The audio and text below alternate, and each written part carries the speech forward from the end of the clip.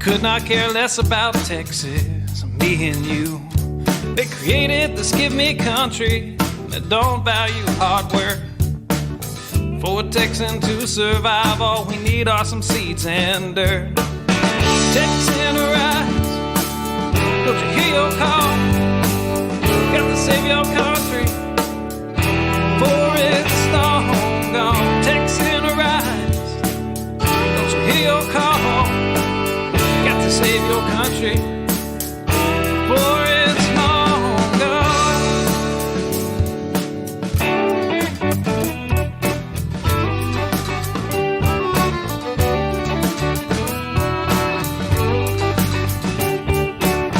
We believe in family and we value our community. Gladly lend a helping hand to a neighbor in need. And we don't believe that government should provide for all of society's needs. No, it's the pride of a Texan to give to others voluntarily. Texan rise, don't you hear your call? Gotta save your country before it's long gone. Texan rise, don't you hear your call? Got to save your country before it's long gone.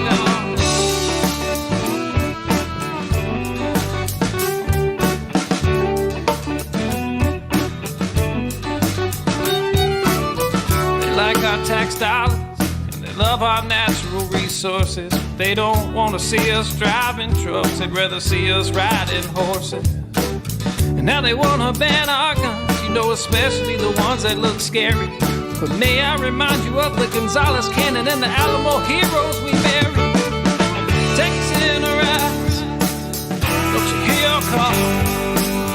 Got to save our country before it's long gone. Texan rise, don't you hear your call?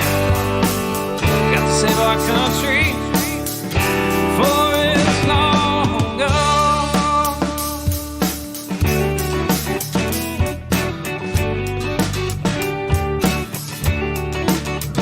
This last verse is straight from the Texas Constitution, Article 1, Section 1 and 2. Look it up.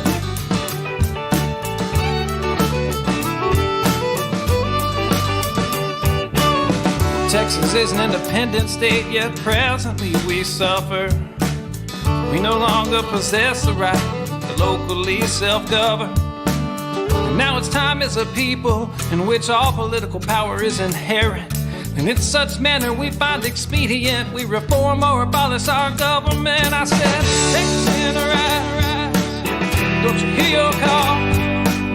Got to save your country before it's long gone. Texan rise, don't you hear your call? Got to save your country before it's long gone.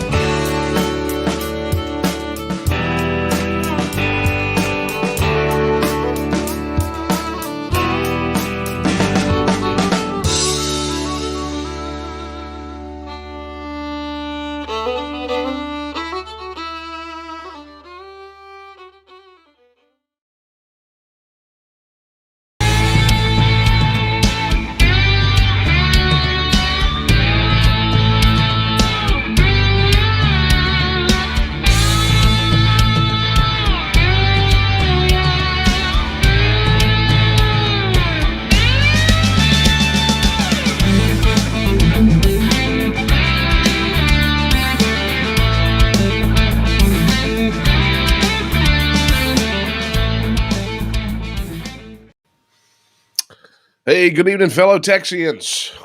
This is Daniel Miller, and it's late night coffee talk. I was off last week, but not on purpose. But not on purpose, I promise. We'll get to that here in a minute. And you know what? It's going to be a tough one this week too. If you hadn't figured it out yet, I was not on because I was under the weather, and I am Still recovering. Man, that's a heck of a story. We're gonna get to it because it happened literally like right after coffee talk. The first one of the year that we did. So we'll talk about it. I'll see if I can't get this thing pumped up. I mean, it's my weekly time to decompress over a cup of coffee, and decompress is what it's going to be. So, look, before we get started, let me go ahead and knock a few things out. Just a big thank you, first and foremost, to every one of you that sent concern in last week when I was gone. I thank you very much. Your concern, but was both warranted and welcome. Okay. But anyway, thank you for tuning in this week. I got my cup of coffee. We're going to talk about a lot of things. So if you're watching on YouTube, be sure to hit that like and subscribe button and hit the notification bell. And of course, if you're watching on the TNM's YouTube channel, Super Chat is active. Any contributions you make through Super Chat go directly to the work of the Texas Nationalist Movement. And man, I am going to show you something tonight that is the fruits of our labor. And for those of you that are dyed in the wool Texians, this is going to make your heart burst with pride. I hope it did me. And of course, look, if you're watching on my YouTube channel, it's youtube.com/Daniel Miller TX. I know it's different than every other thing that I've got, but like and subscribe. Still trying to build up those subscribers. Man, I never literally used it until recently, and you guys have taken us to a good number. We really, really need to build that up. But hey, share the links too. Be sure you share the links to these things. The more you share, the more we can spread the word, and means the less money we got to spend on advertising. Man, I hate giving money to those big tech companies. I despise it. So share, share, share. Which brings me to Facebook. If you're watching on Facebook, be sure to like it and comment, and of course share if it is available. We actually broadcast in some private groups, and sharing is not an option out of those. But if you're watching on the TNM's main Facebook page or on my Facebook page, like it, comment, and of course share. And then hello to you guys on Twitter. Be sure you do the Twitter things, retweet, etc. And then of course, just like the last time, we're on Rumble now. So congratulations.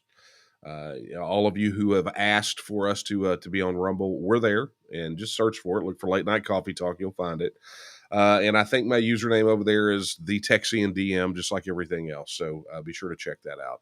And I promise at some point we're going to get this Instagram thing worked out too. We've been working that thing forever, it feels like, and just no really good solutions.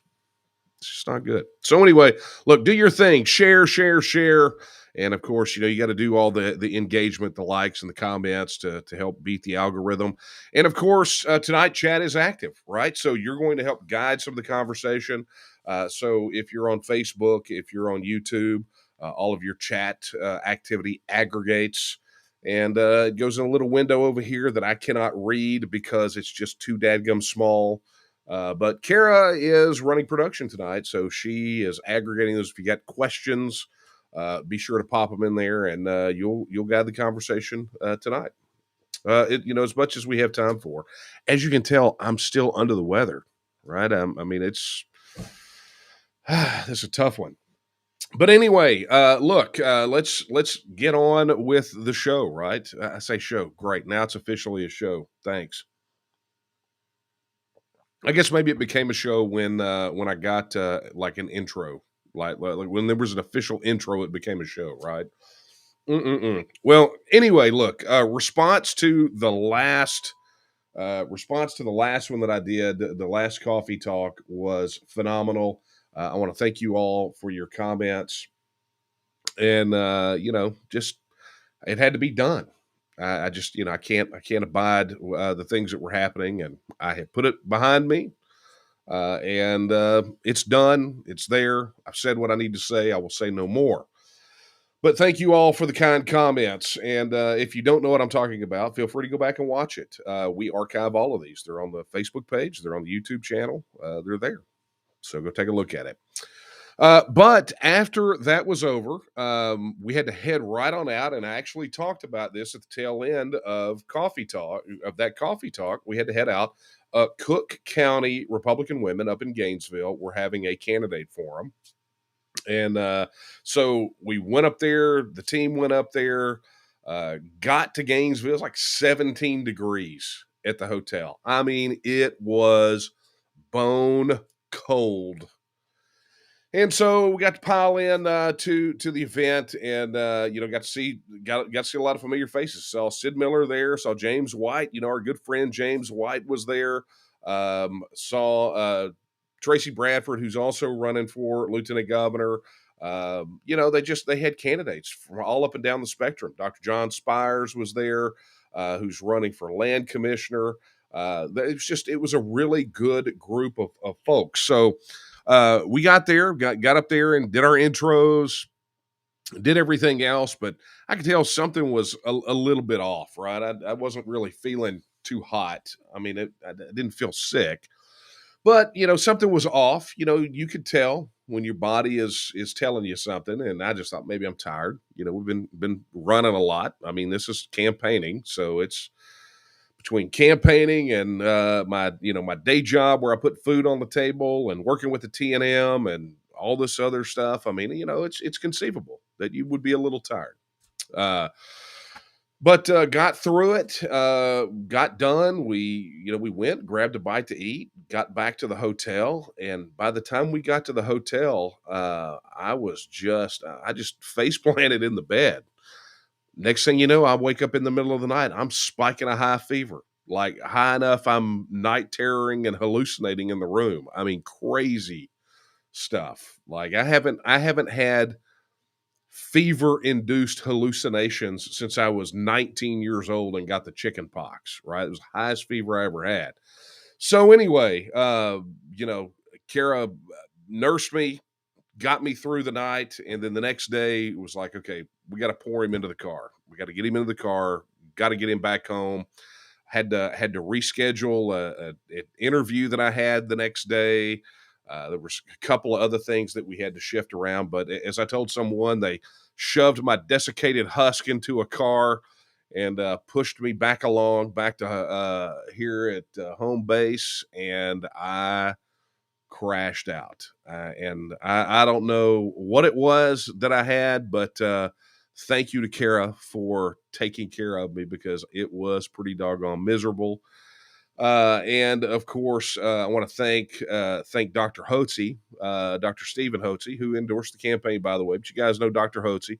Dr. Hotze in Houston got me some meds, got that squared away after this thing rocked along for a few days.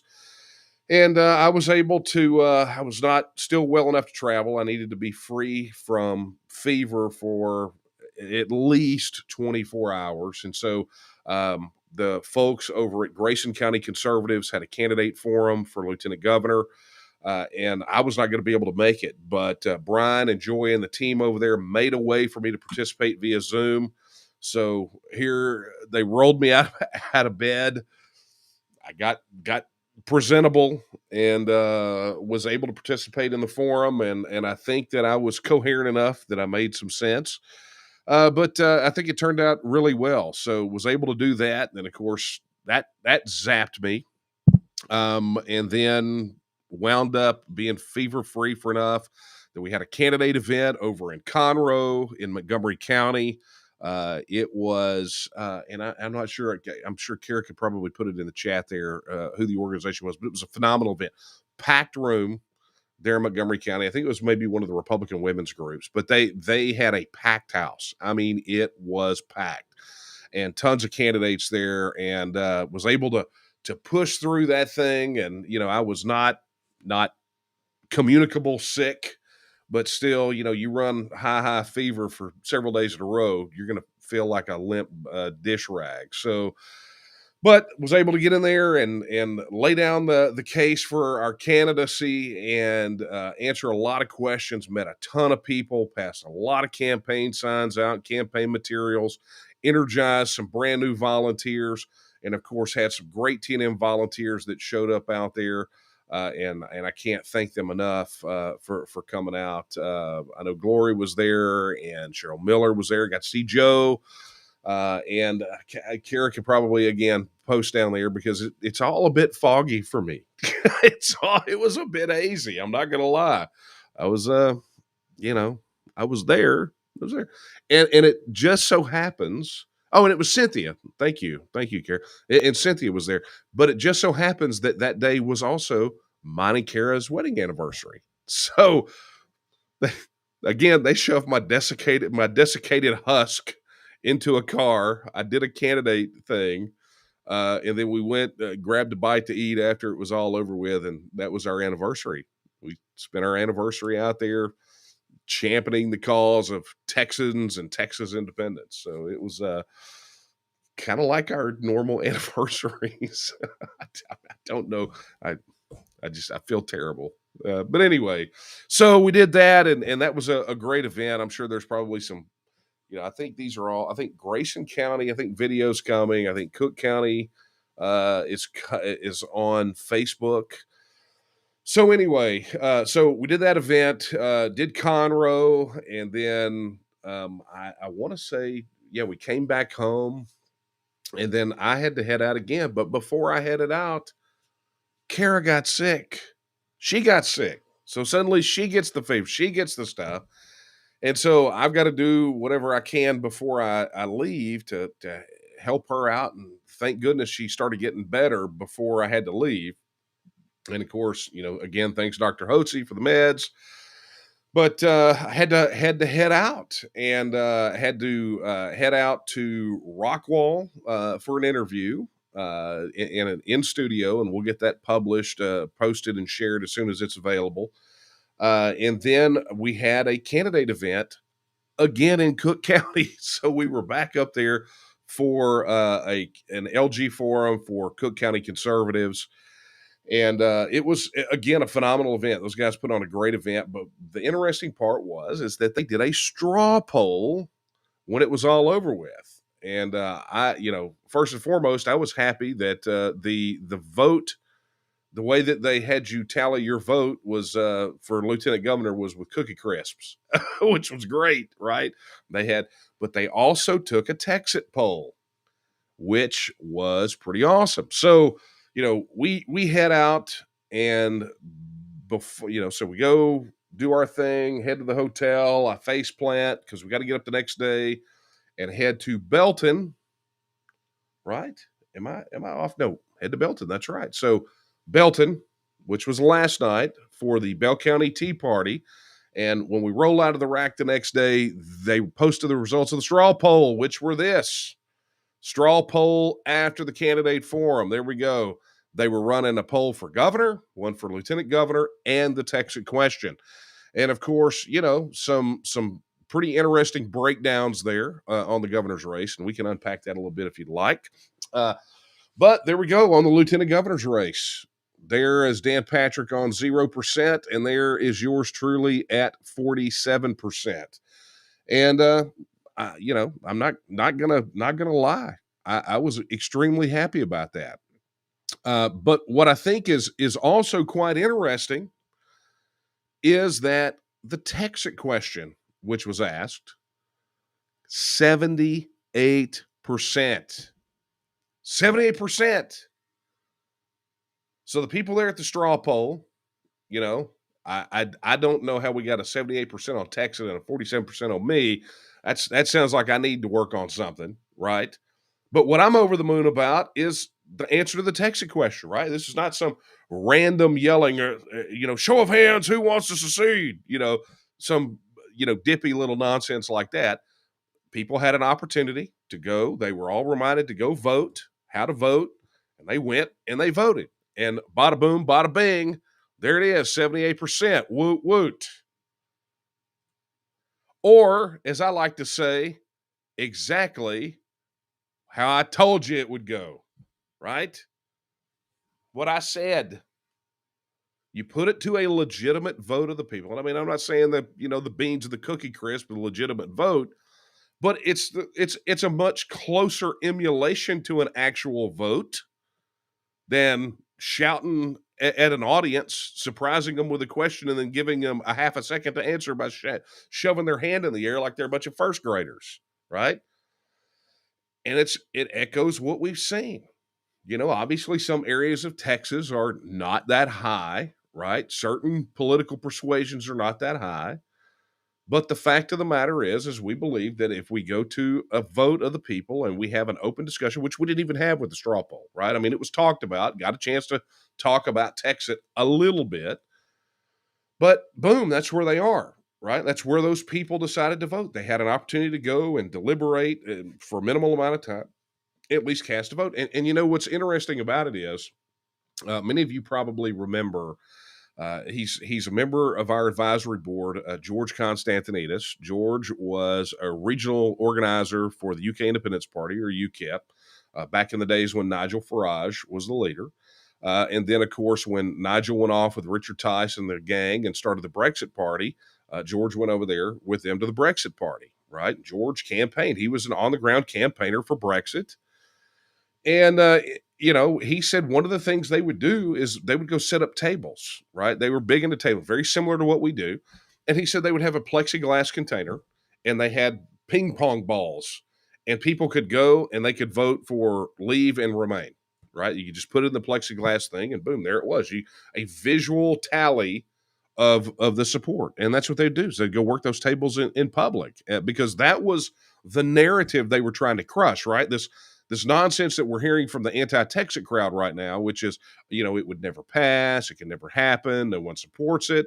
It was just a visual way to do it. And so that's why we encourage polls like this, right? We encourage the question to be asked at candidate events. And, the more visible Texit supporters can be, the better off we all are, because it emboldens and encourages other people who may feel a bit bashful or sheepish about expressing their support publicly, which is one of the reasons that a binding referendum, an actual vote in the polls, is the way to go. It's the only way you ever get the real answer, is when there are consequences to the vote and people have the opportunity to deliberate in a period of time and then go cast their vote in a meaningful way in a secret ballot. That's the only way that it gets done. So it's phenomenal. But I'm going to show you as we move on. And a reminder, if you're just now joining us, drop your comments on Facebook, your chat in YouTube. Kara's aggregating those questions right now. And I see some typing over here. And I'll get to your questions here in a minute. But anyway, and that's a good one, actually. Janice, I'm going to get to your question here in a second, but I've got to do this first, right? Because I teased this at the very beginning, and I said it is a very happy moment, should be a very happy moment for us. Now, I'm gonna preface this by saying that while I was speaking at the Bell County Tea Party, right, I got to be the opening act for Alan West last night, which was fun because we piggybacked off of each other a lot. I mean, there was a lot of thematic similarity there, but I got an opportunity, which is pretty rare in this campaign mode, to take some time and unpack some of the issues, some of the history, right? A little bit about how I got to where I was, and even though it was 10 minutes, that was about 5 times as long as you actually get at some of these events. So I took every opportunity to talk about my passion for Texas and Texas independence. And it was a phenomenal event. We passed out a ton of campaign signs. I mean, all kinds of things happened. So got done and visited with Alan a bit and swap messages with him this morning. And he mentioned that he was going to be in College Station. I had no idea that they were going to have a governor's forum, another governor's forum tonight in College Station. I just thought maybe it was another campaign gig, campaign event. And so imagine my surprise when this evening I tune in and boom, there it is. But almost forgot. So while I was at the event in Bell County, by the way, thank you, Suzette, for getting us booked out there and helping get that scheduled. And thank you to the volunteers who came out and helped us. We got to see Matt. I mean, it was just, we got to see some great volunteers out there, and one of our brand new LCs, which is a great reminder that if you were not aware, we are in the process of launching 60 local groups right now. 15, 16, 17, something like that are fully formed up, and the rest of them, the LCs are in training. So great stuff. But anyway, so I'm standing there in the back of the room, and I look across to the front, and I said, wait a minute, I know this guy. That's Wes Riddle. And Daphne's like, okay, who's Wes Riddle? And I said, okay, do you remember when we did Texicon? Now, okay, that's an old schooler. If you guys remember when we were doing the Texas Independence Conferences, Texicon, which, by the way, if you want us to start doing those again, drop it in the chat. Those were phenomenal. I had a wonderful time participating in those. But anyway, do you remember when we did the Texicon at Washington on the Brazos there at the event center? And there was a guy there who was an instructor at West Point who taught constitutional law and history. And his entire remarks, TED Talk style, was about the entire concept of the constitutional aspect of states withdrawing from the Union. She goes, yeah. I said, that's Wes. So I go talk to him. Sure enough, it's Wes. I haven't seen Wes probably since Texicon, right? And that was like 2012, 2013, the one that he was at. And so we got to talking about it, and one of the things he talked about is that even though he's been working sort of in country and then out of the country and doing some things, he said he's been monitoring the progress, been cheering us on, and I'm gonna tell you, Wes is one of the smartest guys that I've ever met. He is a phenomenal individual, and I could sit there and talk to him for hours, but I only had about 20 minutes with him that night. But he said he's been monitoring the progress, and he said, for all those intervening years, he's amazed at how we have been able to shift the narrative, to bring the Texit conversation into mainstream politics. And I'm going to tell you, my heart was about to burst because it's not often that somebody has been watching us do our work, has recognized the work that we've done over all these years, and acknowledged that what we are seeing today is because of that work that we have done. And so tonight, which brings me back around to that governor's forum, it was proven again. Okay, so let me set the groundwork for you. Let me do a little groundwork here.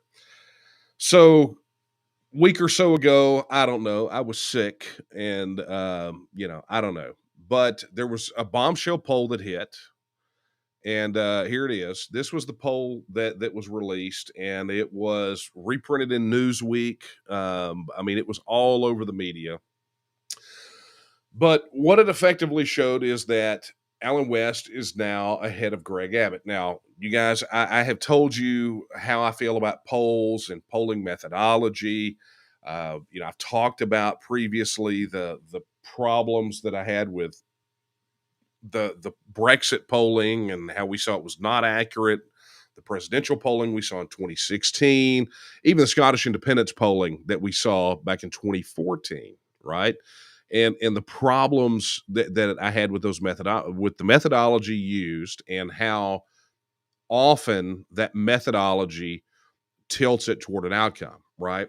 So you guys know that when these polls drop, the first thing I do is I look at the polling methodology. And what was interesting about this poll was that it polled just shy under 2,000 high propensity Republican voters, right? Because this is a poll about primaries. The only people you really need to be polling are the people that are probably going to vote in that primary, right? And so that's why when you had that Quinnipiac poll that came out, it was like, okay, that thing is garbage because of sort of the range of people that they polled.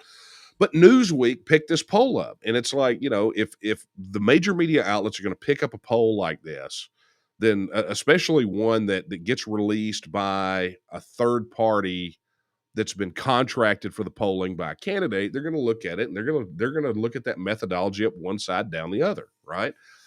And in fact, that's what they did. They found it was sound enough to post, but this is the what I want you to understand about this poll is this is not a I'm not trying to stump for any particular candidate. I just want you to see kind of the lay of the land, right? Is that you've got a sitting governor who is in a competitive primary race.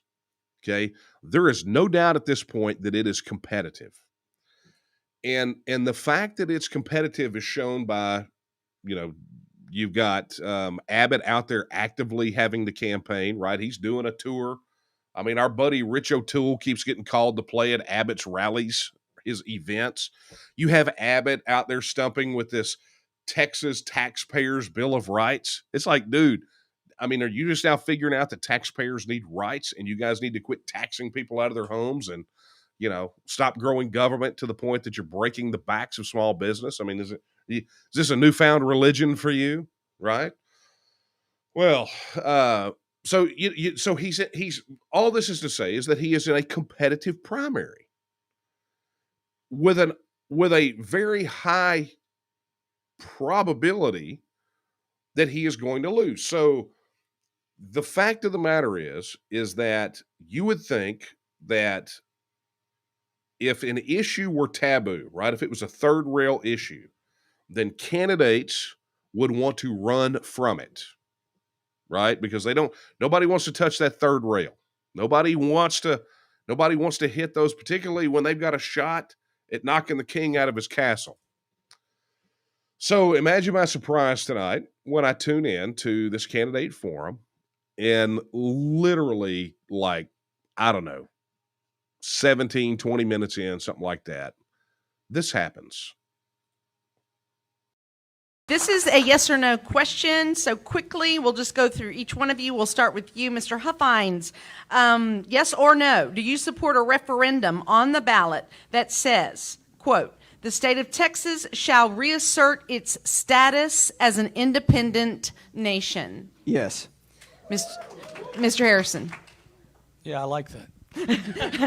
Mr. Prather. Yes. Mr. West. Yes. Thank you. All right, thank you. Is this still me? All right. All right. Well. My. I almost want to play it again. Now, granted, look, we've played clips before of this very thing happening, right? But that was before, when candidates were trying to differentiate themselves from the sitting governor. And then here we are with the king about to get knocked out of his castle. And they get asked the question. Now, interestingly enough, the thing about that question that I love is that it is absolutely 100% the T&M's proposed ballot language, right? The one that's in this book. The ballot language that I wrote right after the big, long, extensive, exhaustive study of independence referenda around the world and how ballot questions are constructed. And by the way, if you're a member of the T&M and you have access to the reference library on the website, some of the documents that were used to research that question, the construction of that question, are there, right? It's in our T&M research library. So it's literally our question. And Kara wanted me to make sure to point out the fact that it's not the state of Texas maybe should reassert its status. The question, the state of Texas shall reassert its status. In other words, it's like, boom, here's the question. It is a statement of political will. And all four of those challengers, all four, including all this competition right here against the king, said absolutely they support putting it on the ballot. Absolutely. If it was a third rail, if it was crazy, then none of them would even give it the time of day. But yet again, proof positive that we have shifted the window on the TEXIT issue. We've shifted it. It's in the mainstream. And let me tell you, the fact that mainstream media is not picking it up ought to tell you everything you need to understand about which side of this equation that they're on.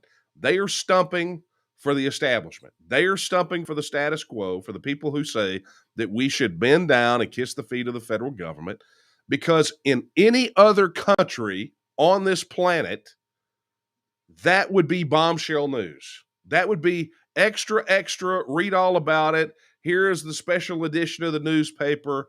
We are interrupting your regularly scheduled programming for an important news bulletin, right? But they're not. Much like the fact that when you have the president of an organization that has advocated for TEXIT, that wrote the book, 4-time best-selling book on TEXIT, is running for lieutenant governor and is driving Dan Patrick into apoplectic fits, so much so that he's having to call in Trump for a rally to bolster his support at the Montgomery County Fairgrounds. That should be bombshell. But they're all in for their guys. These guys are all in bed together. I don't care how adversarial they act. So, phenomenal, right? So if this didn't tell you, a straw poll in Cook County, right? If that didn't give you some indication, if all of the other things that have happened over the last year plus didn't give you any indication, here we are tonight. Mainstream political candidates, notice I didn't say establishment, mainstream political candidates, one of which very well could be your next governor, publicly, unapologetically, unsheepishly, without shame, hesitation, or reservation, announced that they support giving you a vote on a question that says the state of Texas shall reassert its status as an independent nation.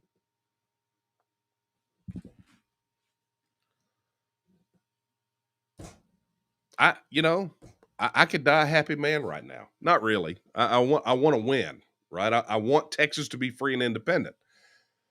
But I'm going to tell you, this goes a long way to making yours truly a happy camper, because it means that we are closer now, yet again, than we have ever been. Ladies and gentlemen, we've made history, but it's not over yet. We still have more history to make, because even with those candidates, one of which will very likely knock Greg Abbott out of the boat and be your next governor, if the lieutenant governor stays in place, you will not get that vote, because he will ensure that you do not. And here's what we know. Out of all the lieutenant governor candidates that are running, there is one that has publicly advocated for your right to vote on the TEXIT question. There's one, and that's me. So if you want the ability to vote on that, if you want someone to uphold your rights under Article 1, Section 2 of the Texas Constitution, I'm your guy. I got to be your guy. And if you want that vote, you got to get out and you got to help. You got to help work this thing. You got to help us get those votes, because $25 million war chest Dan Patrick is going to swamp us. with TV ads and radio ads and all this other nonsense and mailers, he's going to bury us. And we overcome that either with our own ads, our own mailers, or with sheer volunteer manpower. Every one of us getting out and helping to gather additional votes that will go into the polls in the primaries and vote for Daniel Miller for lieutenant governor. To only vote for TEXIT candidates, and not just me, right? Because it's not just me. You got to go to taketexasback.com. You got to go look at all of those pledged candidates and understand that if you have an opportunity to vote for any of them, you must cast your vote for them, because they too are a key part of making sure that your rights under Article 1, Section 2 are upheld. Point blank. Guys out there in Tyler like Charles Turner, right, who's running against Matt Schaefer. People say Matt Schaefer's such a good guy. Well, why didn't Matt Schaefer support your right to vote on TEXIT? Why didn't he sign on to House Bill 1359? He may be a good guy. I can remember sitting in a booth at Fuddruckers in San Antonio with him and with Steve Toth and literally talking about TEXIT. I gave Schaefer a copy of my book. And here's how this, and let me tell you, you want to remember the Fuddruckers conversation? All you have to remember is Steve Toth took his boots and socks off in the booth while we trying to eat a hamburger. And Steve, I love you, but your feet were gross at the table, right? Unnecessary. I'm just kidding. Nothing but love, Steve. You know this. But that conversation happened. It happened. So, you got Charles Turner running, or you got Deanna Robertson who's running, right? Down in the Harris County area, who can go in there and will absolutely 100% uphold your rights. Or Joshua Ham, who will 100% uphold your right to vote on TEXIT. And all those other candidates, Andy Hopper. Go to taketexasback.com and look at the list. Find those candidates and back them. This has to be a cleaning from the state house to the schoolhouse, from top to bottom. And you are an integral part of making it happen. If we are going to break the back of the political establishment, you are the key piece. You are the only thing that's going to give us a competitive advantage. That is our competitive advantage, is the passion of our people to embrace their right of self-government and the right of self-determination. The passion of our people. That's what wins the day. So you got to get passionate, folks. You got to get passionate. Let's go win this thing. Okay, let's see what else we can dive off into tonight. Let's get to some of your questions. How about that? Okay, so Alec asks, he's on Facebook. He says, "What is your proudest moment in the TNM?" That is a tough one, because there have been many. Look, it's a roller coaster, right? It's a little up, but it's a little down. But it's always forward, which I think is always a great way to look at it, because there's never been a time where we've taken a step back, right? We never lost ground. We've only gained ground. But it could be a couple things. It could be when we created the TNM, right? The realization that the TNM needed to even exist. That's number one, probably. I don't know if that would be my proudest moment, but it's a great one. When we were called to testify in 2009 for HCR 50 by Brandon Creighton back when he was a state rep, and how we were treated by the electeds there. We had been pariahs since even before this issue been taboo, and they welcomed us like rock stars. Testifying on behalf of the Monument Protection Act, I think that was another proud moment. Or when we flooded the San Antonio, it was the city council, it was their little Alamo commission with a bunch of letters from our people telling them to, stop trying to reimagine the Alamo. That was a big one, watching their faces drop. Regina Ross standing up at the 2016 state Republican convention and being the mechanism for some razzle dazzle to have a full floor debate on the issue of TEXIT, or a vote on TEXIT. I mean, there's been so many. There've been a lot, but as I said, ups and downs, but always forward, and that's the great thing. And even tonight, just maybe that conversation that I had with Wes last night, or what I saw tonight during this, that brings the realization that what we're doing matters. There is an effect, and it's tangible, and that it's putting us closer to independence. So I know that's not the proudest moment, because that's one thing, but that's a few, and it's kind of like picking your children. Which one's your favorite? You don't you can't do that.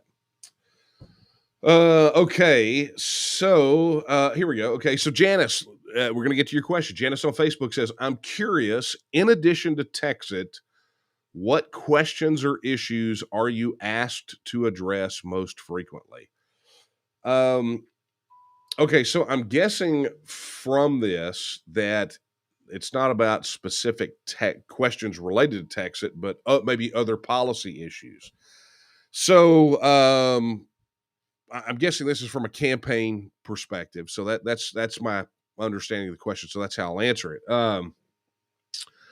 What I'm hearing the most out there talking to people, particularly with this campaign, other than the Texas issue, is the border, property taxes, the grid, and then here recently, I there have been a lot of questions about water, about water policy, which is great, because the water issue has been an issue that we've been on since the inception of the TNM, right?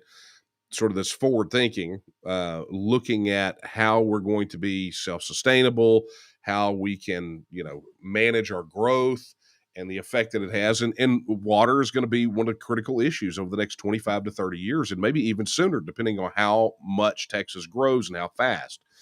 And so, we've talked about things like desalination plants. I mean, we've had a lot of conversations in the TNM as sort of this forward thinking. And I even, got to tell people at one of the forums, talk about when I ran for state rep in 2012 against Alan Ritter. Literally, the only thing that Alan Ritter and I agreed on was the issues related to water. Whether we're dealing with the issues related to surface rights or groundwater, but primarily the issues related to building out water infrastructure here in Texas. And I have to, give credit where credit's due. Alan Ritter and I could not be farther apart, could not have been farther apart on most policy issues. But his the one piece of legacy that he will have was that big water infrastructure legislation that he did, that effectively set up a water infrastructure bank, an investment fund that would allow municipalities in rural areas and cities to really work on building new reservoirs and things of that nature. So, it's so really and truly that's been what it is. I mean, you get a lot of the sort of same types of policy questions, but if I'm going to just get down to brass tacks, the ones that I'm being asked to address most frequently are the border issue. People want to know what the solution is for the border, and it gives an opportunity to talk about the full militarization of the state guard, shifting those assets and resources to full militarization, opening up enlistment, talking about why what's happening on the border is in fact the textbook definition of an invasion. And then property taxes. People are rightly concerned about the property taxes because everybody's getting taxed out of their homes. Nobody wants to rent from the government, which is exactly what's happening. And gives me an opportunity to talk about that. Get the understanding, the agreement that the property tax is immoral. And so, if it's immoral, it must go. And we will figure out what to do on the other side of that, but we have to agree at a minimum. If it is an immoral practice, it must be abolished. So, we get to talk about that. But those are the ones. Those are the ones that I hear repeatedly. And I'll say this: if I'm going to put in kind of a close third, um, it's kind of a bushel, right? It goes from vaccine mandates, the shutdown of the businesses and churches, basically executive overreach and legislative weakness, how they've abrogated a lot of that responsibility to the governor, and the governor is stepping outside his bounds, his constitutional bounds. And so there's a lot of issues related to that get kind of lumped together as executive overreach, but they're all sort of part of the same root system. Okay, so Janice, I hope that tells you a little bit about what we're hearing out there on the campaign trail. People are really concerned about those things, and we're very happy to address. But of course, TEXIT. I mean, we're getting TEXIT everywhere, even if we don't get it at the campaign events, like at the forums. If it doesn't get talked about, or if it only gets briefly mentioned, all people want to talk about when they come to the table is TEXIT. That's all they want to talk about. For those that didn't know anything about it, they want to understand it. They are, some of them that haven't heard about it are just excited that it's being talked about and that there's a candidate out here that represents them in their wishes. But those that are familiar with it are connecting with the campaign, and they're like, what can I do to help? I'll put out signs, I'll hand out push cards. Where can I make a contribution? How can I volunteer? People are fired up. And so I'm happy to do that. And as a matter of fact, the TNM has books. They bring copies of TEXIT to set up at the table, and we gladly collect the donations for the TNM at the table, because it's about advancing the cause, right? Advancing the cause. Okay, AJ on YouTube asks, he says, I asked this in the Texit movement subreddit, but do you think there will ever be a time when Texiteers should protest? Yeah, and look, let me make a distinction here. And it is something we used to make. I think it was in the old county coordinator manuals, but I know it was part of the trainings back in 2009, 2010, probably all the way up to 2012 or 2013. Where when we talked about activities lists for our local leaders, we talked about two different things. We talked about protests and demonstrations, and we drew a very clear, broad line between the two, because a protest is a public action in opposition to something or someone. Okay, that's a protest. But a demonstration was the flip side of that. It was a demonstration of strength or support or power. And that's, that was the thing. That all goes back to Gene Sharp, right? Learning the difference between demonstrations and protests. And I think there's times for both of those. When the vaccine or the lockdowns happen, our people were very happy to go out there and participate in protests. But we've also done rallies and demonstrations in support of TEXIT and getting it done. Now, one of the things that we have found out, and I think a lot of people saw during the lockdowns, is by and large, Texans culturally are not demonstrators and protesters, right? The 99% of the people in Texas have no desire to ever go protest or demonstrate. What they will do instead is they will donate, right? They'll do some digital. They will talk to their neighbors, and ultimately, if they are so led, so moved, and so organized, they will vote. And so, when you talk about these demonstrations and protests, a lot of times they're great, but at the end of the day, for demonstrations and protests to be effective, they have to have mass turnout. Okay. And so there are other ways to accomplish what the intended effect is for demonstrations and protests here in Texas without having to huddle up everybody at a certain location. There's ways to do that, and we've actually done it. As a matter of fact, many of you really participated in a protest, a virtual protest, this week when KHOU, the TV station down in Houston, published an article about the campaigns, right, about the upcoming primary ballot, and seemed to intimate that Dan Patrick had no opposition in the primaries. And we spun up, we sent out an email, we told you guys, here's their phone number, go tune them up. And I mean, it wasn't 30 minutes. And they were over there putting screenshots of the ballot, because that is an effective protest, right? Or when we have mass call-ins to the Capitol, that's a demonstration. So, it works. But both of those things it's just a matter of sort of what people picture as a demonstration and protest in their minds, of signs and pickets and things of that nature, versus, sort of other ways to do that now that we're in the 21st century that are to some degree equally effective. But look, there's a time for that, right? There will be a time at some point in the future where we make the call and we say we need every person who is pro Texit or anti whatever, everyone that can fog a mirror be on the south steps of the Capitol. That day's coming, and I would suggest that everyone get ready for it, because that's just what we got to do sometimes. And if you go to my Facebook page, you're going to go see pictures of an independence demonstration in Catalonia, and I will tell you that is what a demonstration has to look like for it to be effective. And there's a whole album of those pictures, so you're going to want to take a look at that. Okay, Corrine says, I have been hearing more and more that many counties are passing a censure for Abbott. Can you verify if this is true? Well, we know Wise County recently did, and we know that Wise County was not the first. And of course, those guys. Wise County is that is true. That is hardcore Texas country up there. But those guys, they did it. And my understanding is, and I don't know any specifics, I don't know what the counties are, but my understanding is that it is in the works right now in many other counties. So these censure resolutions, if it is Rule 44 under the Republican Party of Texas rules, then it'll have to be, it'll have to be dealt with. And let's not forget that when all this Rule 44 censuring started with Joe Strauss is when he decided he was not going to have any more of it. He was done. So they can be super effective.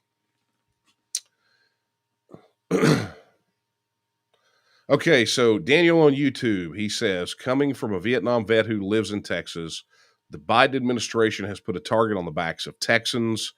Texas can support itself no matter what happens to the rest of the nation. Amen. I heard that from a Vietnam vet last night in Belton, who was so excited about the TEXIT issue. He had been connected with the TNM for so many years. He actually said he got a copy of my first book, Line in the Sand, when it first came out, which was 2011. And he was just excited of all the progress that we were making. And, but he echoed that. He's like, look, there's no other way. People could say that, we're unpatriotic or whatever. He said, but this is the most, this is the thing that must be done. And that's coming from another Vietnam veteran, right? So, I think this is a good time to mention that about 40% of the TNM support base are veterans, prior service military. So it's understandable. The fight for their oath never ends. And you can tell the difference because the veterans that are in the TNM understand that they took an oath to a constitutional republic and principles, and not just blind obedience to a government entity. And it is a very solid dividing line between veterans on this issue. Speaking of Line in the Sand, Stan says, Daniel, any idea of when Line in the Sand will be back in print? Man, if I had a nickel for every time I got asked that question. I have been supposed to be working on this. History, TEXIT, the TEXIT book came about because my contract with Defiance Press was to update, expand, and revise Line in the Sand to put it back in print. That was how the whole thing happened. And while I was working on that book was written. So instead of doing what I was supposed to, I just wrote another book. But I still have to go back. I probably have got about half of it done. There's some reorganization that needs to be done. There's some updating because some of the things in there are dated. But it's got to get done, and I've got to get some breathing room if I'm going to get it finished. But I do work on it occasionally, just not fast enough for everyone's liking. But I did see today there was like a used copy on Amazon for like $300 or something. I can't believe people are selling my book for that much. It's insane. Okay. Mr. Pepe. That's a funny name. Says, have you been contacted by other states that want independence? Absolutely. We've had a very active international engagement program in the TNM since our inception, where the purpose is to communicate and coordinate with independence movements around the world. And that includes outside of Texas, so that would be other states in the union, for the purpose of learning from one another, right? So if there's a fledgling independence movement out there somewhere in some country, and they're having some challenges and some experience that we have had could help them, then we share that. And vice versa. You know, one of the reasons that we had such clear communication with some of the Yes Scotland people back during their independence referendum in 2014, why I have a photo album full of photos from Catalonia, from their independence from their independence movement and everything that happened over there. Why we're connected with the Brexiteers, or when we dealt with MSPI down there in Sao Paulo, Brazil, or how we came to find out how the Mexican federal government is facilitating the cartels and illegal immigration and all those things, when we connected up with advocates of independence in the northern states of Mexico. So yeah, I mean, we communicate with them, and of course, here in the U.S., we have communicated with so many different ones. Our first real, I think, sort of relationship came about with the folks with the Second Vermont Republic, Dr. Thomas Naylor, who was a professor emeritus of economics at Duke University. He founded the Second Vermont Republic, and was just I would classify him as a thought leader on the issue of states withdrawing from the union. But Dr. Naylor, that was the first solid relationship that we had. And then that grew. You know, we got to meet with Lynette Clark up there with the Alaskan Independence Party. I think she's since passed. And then, there's just been tons. There's independence organization of some type in Maine, obviously Hawaii. There's been a kind of a weird development with the TEXIT people, but I think it's still moving and grooving over there. Obviously, New Hampshire, and our good friend Elliot Axelman over there, who just took over as the chairman for the Foundation for New Hampshire Independence, or Elliot. I'm sorry, I probably should know what order those letters go in. But anyway, Elliot's a good friend, and he's not gonna hate me. He's gonna understand I'm still under the weather. But anyway, yeah, we do. We're contacted by them. We communicate with them as best we can, and as a matter of fact, I think, well, we still gotta get I know that the date is locked down. We got to get the arrangements done, but we're doing another joint panel. I do believe in New Hampshire again, coming up in March. It'll be after the primaries, right? So it'll be like that weekend after, something along those lines. But we're doing another joint panel, and we're going to keep working those lines of communication, continue to coordinate with one another, teach one another, learn from one another. And look, any of the experiences that we've had over the last 15 years, if it can help anyone else shorten their journey to self-determination, absolutely, we're gonna have that conversation. All right, well, folks, that seems to be the extent of the questions for tonight, which is good because, as you can tell, my voice is starting to go. I've kind of hit my wall, but I'm on the mend. Right? It's either going to get worse or it's going to get better. It's obviously getting better. So rock and roll. I love it. It makes me happy. And thank you again for all the well wishes. You guys, if I miss a coffee talk, you guys lose your minds, and that makes me feel great that you're concerned enough that what I've got to say matters, and beyond that if I'm not here to say it, it kind of bums you out, makes you worried. So don't be worried about me. I'm okay. I'm on the mend. And okay, super. All right. So let me do this before we wrap up. Let me see if I got any of this. I don't have any of this. Great. Whatever. So here's what I'd like for you to do. If you'd like to get more information on the campaign, we could use all the support that we can get. Head over to TexinsForMiller.com. That's TexinsForMiller.com. Or you can just go straight to my website, DanielOMiller.com. They both take you to the same place, right? But some people forget that my middle initial is O. So Texans for Miller seems to work just fine. But go look at the calendar of events, man. We have got a ton of stuff coming up. I am going to be all over the place. And of course, be sure you come out to the campaign events, get campaign signs, come out, get our handouts, and more importantly, come out and show your support, right? So much of the support that we get at these events comes from people that are there that have never connected with us, that see that you guys are there and you're excited, and your excitement gets them excited. And then, it spreads like wildfire. So be sure, if you can come out and show your support, be sure to come out and do that. We really do appreciate that. And then, by the way, let me just thank Claver personally tonight, and Paul Roby. So many of these events are happening simultaneously. I'm not able to be everywhere. And my rule has always been I honor the first commitment, right? I'm not going to, if I made a commitment to be somewhere, I'm not going to scrub it because something better came along. I'd love to be in two places at once, but it's just not possible. But I'm also a guy who honors his commitments, right? So if I could not personally make the event, my apologies, but it's called integrity. I got it. And sometimes it's inconvenient, but tough. I'd rather have integrity than not have it. Okay. But that being said, last night, let's roll back to the night I was in Gainesville. Claver went out and spoke on behalf of the campaign in Comal County for those wonderful folks out there.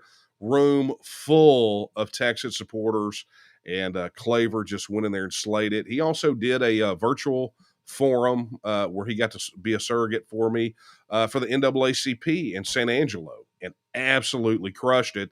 And then, of course, last night he went representing the campaign at an event in Nacogdoches, and one of our good friends who is also a field director in the TNM, Paul Roby, he went up to Denton, up to an event up there, and got to represent us up there. And so Claver and Paul, thank you very much for doing that.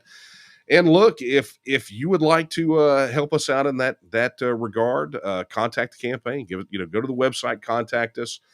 We'll get you set up, and the more people we can have representing our cause, the better off we're going to be, right? So, look, it's time for me to wrap up. A reminder, if you want to know more about TEXIT, head to TEXITnow.org. Again, that is TEXITnow.org. And, of course, as always, I will make the pitch for you to become a member of the Texas Nationalist Movement. Head over to tnm.me/join. That is tnm.me/join. And then, one more plug for the slate of Texas First candidates. Head over to taketexasback.com, find a candidate or candidates that can represent you, and get your tail to work. Let's go win.